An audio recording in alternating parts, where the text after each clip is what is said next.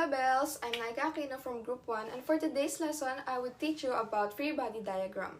But before we talk about it, let me define first what free body diagram is. Free body diagram refers to a type of diagram that shows the relationship or representation of a magnitude and direction that is acting upon an object in a given situation.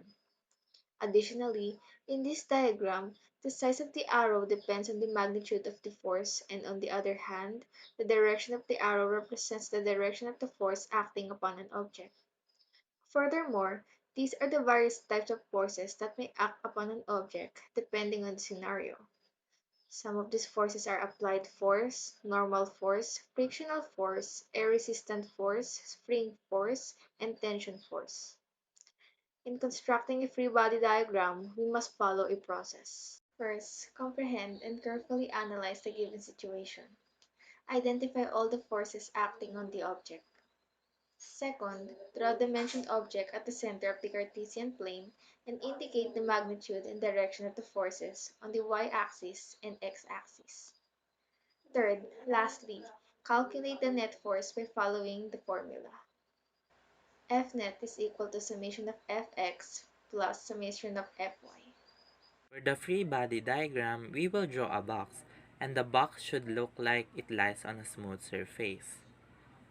Then, there's a 50 N applied force to the left, and 80 N applied force to the right, and there is normal force of 2 kg or 19.6 N. And to the bottom up is gravitational force of 2 kg or 19.6 N.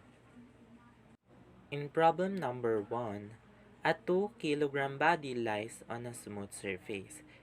It is being pulled to the right by an 80 N force and to the left by a 50 N force. So in this problem, we need to use the Gresa method to know what are the unknown values in the problem. First, we need to find the given. The given values are applied force equals to 80 N. Also, the applied force equals to negative 50 N. Normal force equals to 19.6 N. Gravitational force equals to negative 19.6 N. The unknown variable is the F net.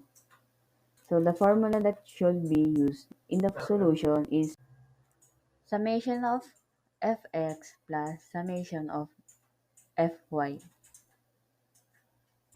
Let us now proceed to solution. Using the equation net force is equals to summation of Fx plus summation of Fy, substitute the corresponding forces. It will be net force is equals to applied force plus normal force plus gravitational force. After that, substitute the appropriate value in each forces. It will be 80 Newton minus 50 Newton plus 19.6 Newton minus 19.6 Newton.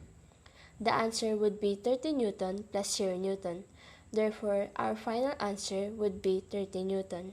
Maybe you're wondering, why are we studying free body diagram? Or maybe, what's the significance of our lesson today?